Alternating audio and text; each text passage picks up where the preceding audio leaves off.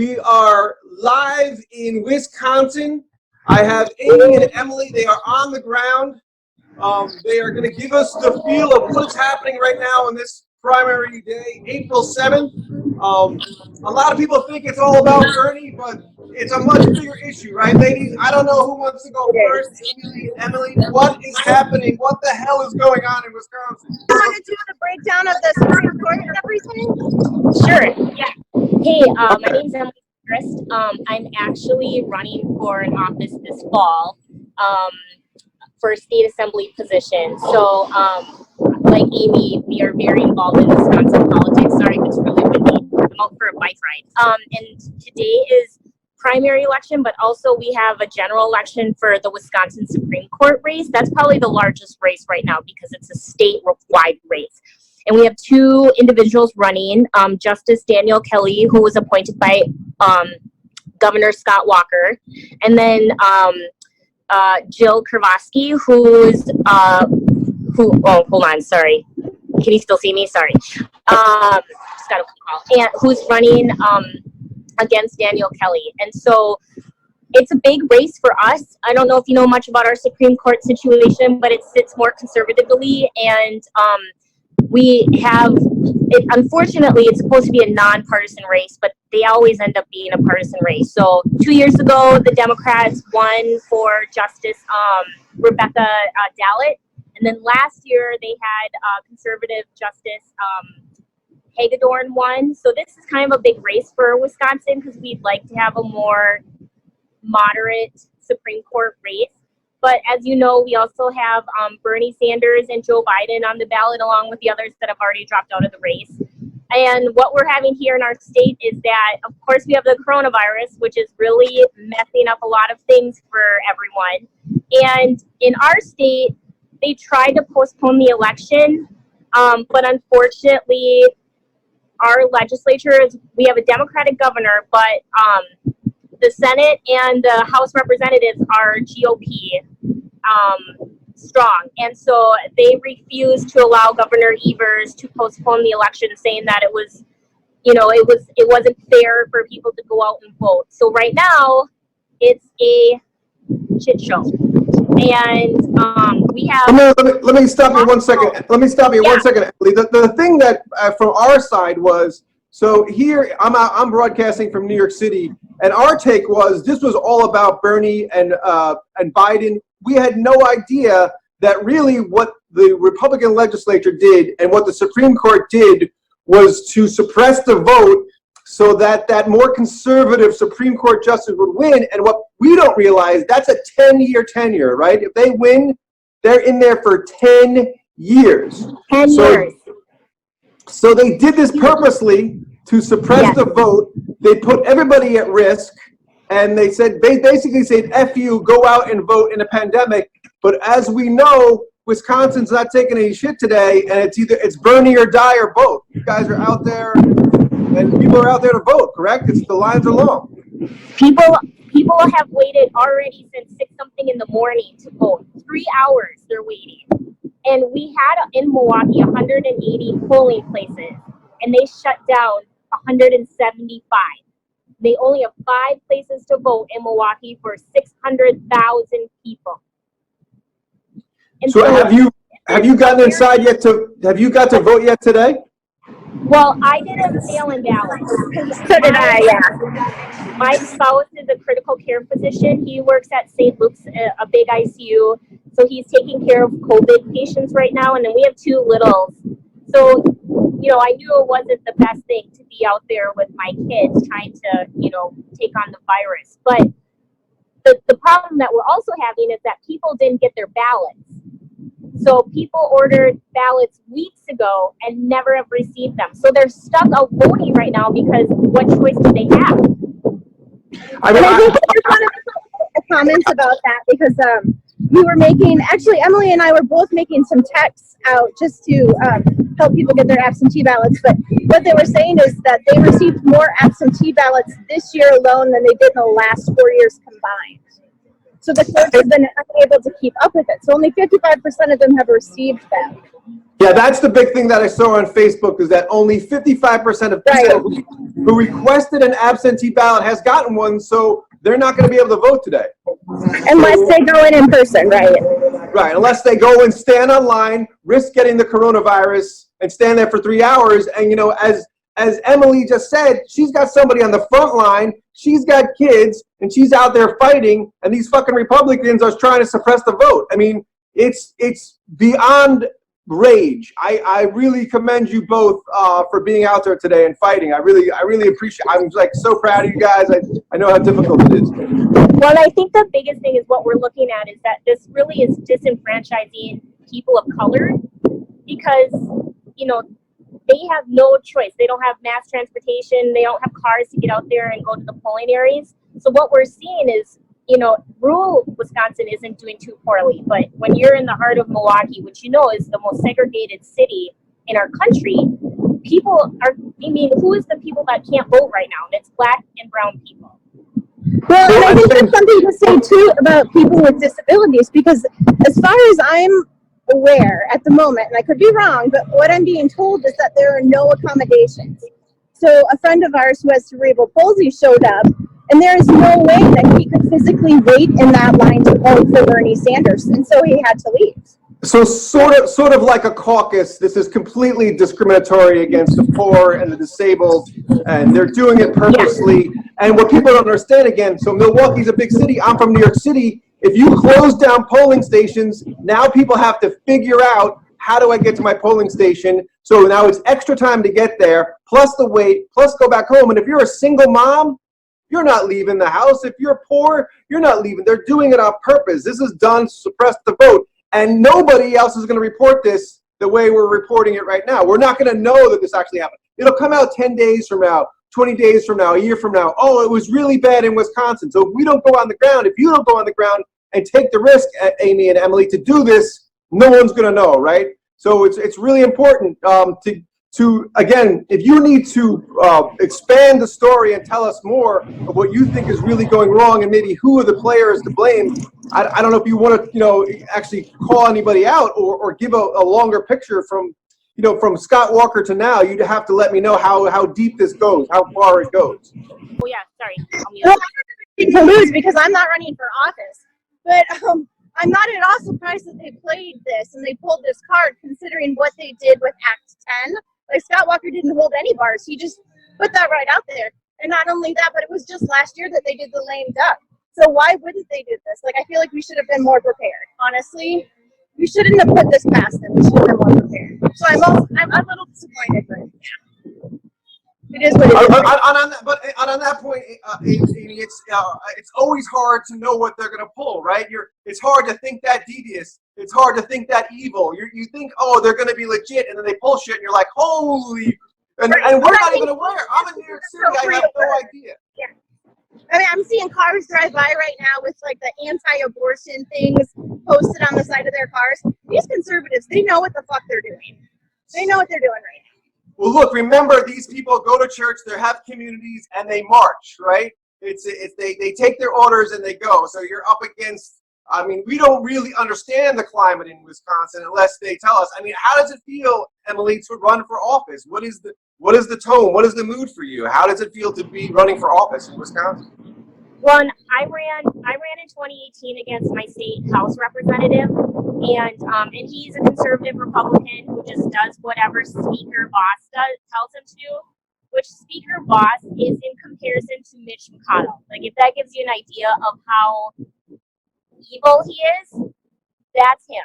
And so I ran against Dan and pulled 46%, and I knew I was going to do it again. And so fortunately, I came out early enough where I could fundraise. And now it's more like, how are we going to get our signatures to get on the ballots? And we're all in the same boat. I mean, it's an interesting environment to be campaigning in. But at the end of the day, my responsibility is to ensure that Wisconsinites are aware of what Republicans are doing to our state, because they're destroying democracy. Right, and so for you guys, the stress that you're under is so multi-level, right? So it's a pandemic. You're going against corrupt Republicans, but at the same time, you're working against a corrupt DNC. I mean, it couldn't get more, the odds couldn't be more insurmountable, and you feel like you're alone. And we want to make sure that we need to know more. As a person in New York City who's, you know, in the epicenter, I want to know what's going on in Wisconsin. I want to know what your fight is, and what is your what. So from our perspective, I was like, oh, they're doing this against Bernie. This is all about Bernie. And then people are like, nope, you don't know. It's all about the Supreme Court justice. They're trying to get this person in there, and that I don't know how that affects your state going forward. I don't know if you guys are still in right to work. I don't know. I don't really know whatever happened with the teachers union. I mean, I don't know where you guys stand right now. Our state has a lot of work. Act 10 went into effect. Our teachers are, you know, no one stays here. We don't have, our teachers are disenfranchised because they destroyed our unions here. And, you know, when we talk about Wisconsin, I think people don't understand how divisive it is. I mean, it's an extremely partisan state. And when you look at our two U.S. senators, you have Tammy Baldwin and you have Ron Johnson. And they're literally exactly how Wisconsin is. Like, Tammy is a very considerate, hardworking person. She's a Democrat, and you have Ron Johnson, who is very hard to work with. He does whatever Mitch McConnell or Trump tells him to do. And so when you think of those two people, that's like our state, and we're trying to fight to bring democracy at all levels. Our state house is a mess. We were fortunate enough to have at least a Democratic governor win in 2018, but no one on the down ticket won. It was only up ticket because we're so gerrymandered. Well, let me ask you something, Emily, real quick, Amy. I want to ask you a question, Emily. So what inspired you to want to run for office? What really made you decide, oh, I have to run for office? This is ridiculous. I'm going in. What were the major issues for you that you're like, no, I got to make a change on this? Yeah, so in 2015, I remember when Bernie's video came out, and I was like, holy man, that person gets it. So, like, he was the first person I ever donated to. And then I voted for him in the primary. And when he didn't make it and Hillary won, I'm like, okay, whatever, I guess I'll vote for her. And the fact that Trump won, to me, as I was adopted, my biological mother is from Mexico, and she gave us up for adoption. And, seeing that this person doesn't value who I am as a human being in the United States really set me off. It just set something in me, like this fire of like, you don't even know who I am. Like, why do I have to justify who I am as a person to say I belong in the United States of America? I mean, I served in the military right after 9/11. I joined the Army, and I'm a healthcare professional, a nurse practitioner, and I felt like when I learned about my state representative, Dan Knodel, I'm like, I'm far more qualified to win this position. Like, I should be representing my constituents, and I would listen to them at a more fair level. Emily, let me take a minute to apologize for what Trump said, and I also want to apologize because he gaslights so much. He lays it on so thick. You forget he ran on scapegoating the Mexicans, right? That's how he started his campaign, by scapegoating Mexicans, by being a racist, flat out from the get-go. He was racist. Exactly. And people sort of forget now because he's done so much, right? But we can't ever forget everything that he's done. He has to be held accountable for every fucking tweet, every fucking racist comment, every disabled person he's made fun of. We can't forget, and we have to continue that rage. And it's hard because you're always being attacked, you're always being suppressed, and again, this is why we're doing this. The media never feels like they're on your side. The media is not there for you either. They're never telling the true facts, the real gut feeling of, hey, this guy is targeting me. He's putting me at risk by saying these words out loud. It's kind of like if you're Asian here in New York City, now you're a target because of coronavirus. People don't understand that extra fear, like, oh, you might be attacked because you're Asian. So, as a white person, a white suburban kid, I apologize for Trump. It's beyond anything. I can't relate to what you feel on a day-to-day basis, and I can only apologize and hope that I can fight and listen, to you and your issues to better understand what you're going. I really appreciate you opening up, the personal side, because people won't get it, I appreciate that, Matt. Thank you. All right, Amy, what do you have to say as the other friend out there who's not running for office? I'm not sure if I have anything else to say other than what I've already said, actually. Well, I hear somebody's pissed off in the back of your car, so you might want to take care of that. She's not that angry. Can I ask you, Emily, can I ask you how old you are? I'll be 39 in a week. Great. And when did you become actively involved in politics? When do you think you got engaged? Well, like I said, I mean, really, when 2015, I was a nurse when Act 10 went into effect in Madison. And so my partner at the time and I were both employees of the state. He worked for the crime lab and I was a nurse for UW Hospital. And so when Act 10 went into effect, it affected both of our incomes, both of our everything. Like everything we did, it affected us. So Emily, what I would go down there. What is that you say? The viewers won't understand what that you keep saying. I get it. It's Act 10 or Pac 10 or. It's called Act 10, ACT. And yeah. What is Act 10? So it wasn't, I don't know if it was an executive order. Amy might know that, but it was by our old governor, Scott Walker. And it was to the right to work. And it right to work. Yes. And so that happened in 2010 in the state of Wisconsin. And, you know, we're seeing now 10 years later when that legislation has gone into effect, what it's done to our state. I mean, it's affected our public schools. We've lost so much money. You know, it's affected our teachers' wages. And so it's really hard for our state to retain teachers just because we don't value them here in our state. And so I went down to Madison when we were protesting, and I don't know if you've ever seen pictures of what it was like in 2010, but there was like hundreds of thousands of people. I mean, it was such an incredible feeling to feel solidarity like that. Like you're not alone in feeling frustrated with how our government is run. And I think most of us are frustrated with our government. I mean, I don't know how, like even Governor Evers, who's a Democrat, we know that he should have done an executive order earlier. He made a mistake. Emily, let me ask you a question. Are you still a nurse?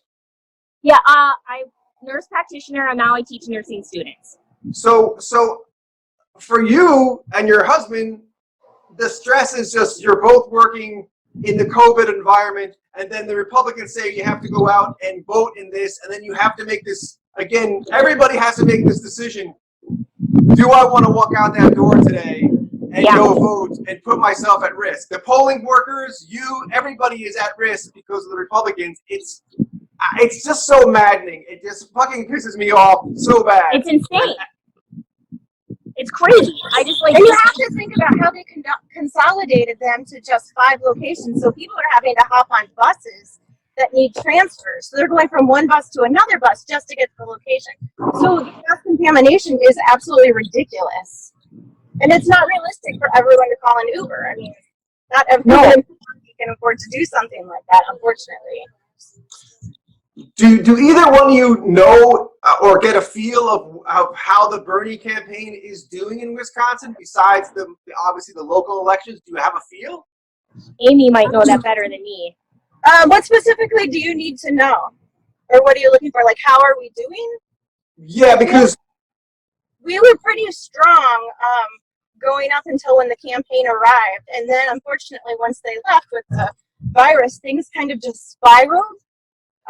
There are people hosting like virtual phone parties and things like that, but it's really slowed down. Well, that's why I didn't know whether you guys actually had field offices there or you had. We have nothing. I feel like I've kind of been holding it down. Is that coffee? I feel like I've been holding it down. I went ahead and fundraised 2 billboards. We have 2 billboards up in Wisconsin for Medicare for All. We've got signs up. We're doing. And I'm putting literature in newspaper boxes, but I can't really go to doors. So, I mean, we're doing the best we can. And, you know, the campaign itself says that we are no longer, as of this morning or late last night, they said we're not doing any calls or texts to get out because he doesn't believe it's safe. Biden, on the other hand, is sending out robocalls, encouraging people in Wisconsin to vote. So, it's completely ridiculous. Yeah, that's unfortunate. So it does seem like it was all strategy on both sides. It was done to suppress the vote against Bernie. It was done to suppress the vote against the Supreme Court justice. This was, and we'll never know if they'll honestly report. No, and we were voting on the gerrymandering, right, for fair maps. Yeah. So I mean that, and all of this. So, and the irony of all of it. So when it went to the Supreme Court, because yesterday this went to the Supreme Court at the state level and federally for Wisconsin, they met virtually. They didn't even meet in person. So for them to feel that they're concerned about their health, but they're not concerned of the people they're representing right now is disgusting. Like, I'm sorry, but like, and they didn't take to write any dissenting opinions, right? Because they didn't want to have their words, basically say we're murdering people, we have blood on our hands, we want people to go out there and vote in a pandemic. So they didn't sign their opinions, and I don't think they wrote opinions, as far as we know. And that's, I mean, it's just really disappointing when you look at this and you expect people to be leaders in something like this. It shouldn't be a political issue. Like, someone's health, at the end of the day, people should be provided health care. We know that. Like, people deserve to be treated as human beings when they're sick. And the fact that they made this such a partisan issue here in Wisconsin, I mean, I don't even know. It's like so disgusting and frustrating. Today was a hard day just to see these long lines happening in Milwaukee. I just I mean, what do you even do for people? It's kind of like, and I don't mean to belittle what Bernie's doing, but at some point it feels like the language has to change, right? What they're doing today is pure evil. This is not, I mean, you wouldn't know how else do I define it. It's fucking evil to close polling places, to put people at risk, to do it to get control so that you can keep breaking unions in Wisconsin. And now you're telling me gerrymandering is on the ballot as well. I mean, they're going for the full jugular right now, and they want to put people's lives on the line at the same time, and nobody's reporting it. Nobody. I know. It's like insane to me that our state is pretty much like, this is a really big race for us. And I think, I felt very like, how when Bernie lost in 2016, like after the primary, it was kind of this defining moment of like, how do you view your political in the state, in your country? Like, how, like, do you really, people have a bad taste about government, and this will be something that if we can't win, we're going to lose a lot of people to not believing in their government. And then what? Right. I mean, that's what their mission is, right? And also putting a Supreme Court justice in there for 10 years. And, and you remember in 2015, 2016, they kept telling Bernie to tone it down. And it feels like in 2020, he sort of toned it down. And I feel like we have to do the exact opposite. I'm like, I'm with Bernie, but I'm not going to not curse. And I'm not going to scream. I'm not going to get outraged by this because it's fucking wrong, plain and simple, and it's evil. And if people aren't outraged, if people tell you, oh, calm down, oh, it's not that big of a deal, they're having people go vote in the middle of a pandemic so they can take full control of your state. I just want to make a note of that. I was on the call last night for the open session for the Wisconsin Election Commission, and those commissioners, they had no idea what they're doing. They hadn't trained anyone yet for how today was going to go down, and they were just as confused. So they were still trying to read through the Supreme Court rulings. They're lost. And I guess as long as the ballots, the absentee ballots are date stamped for today. Sorry. And they're in the mail. That kid is outraged. That's okay. Let him be outraged. Angry. So as long as they get the ballots by Friday at 4 p.m., they'll count them. But we will not get our results until Monday. So they're holding results until Monday. Right. They said April 13th. You won't know the results till April 13th. Is that correct? Is that that's correct? Yeah. But again, and the other thing that's going to happen tonight, Emily and Amy, they're going to beat up Bernie all night long. Why does he drop out? Bernie's people is putting people. both the DNC and the Republican Party are going to put this somehow on Bernie. It'll be, at the end of the day, be Bernie's fault somehow. Honestly, I feel like he needs to find his voice.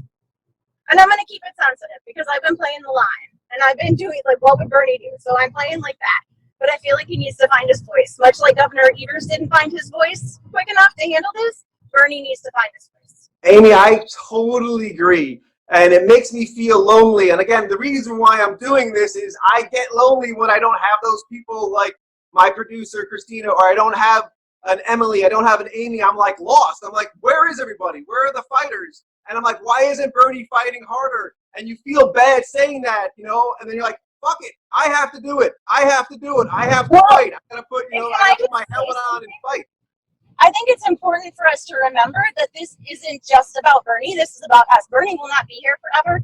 We have to take that baton and we have to carry it. So if he's not going to use his voice right now, it is absolutely 100% up to us. And so I say that we need to find the power and carry it on. We need to do it. That's just what we have to do. I totally agree.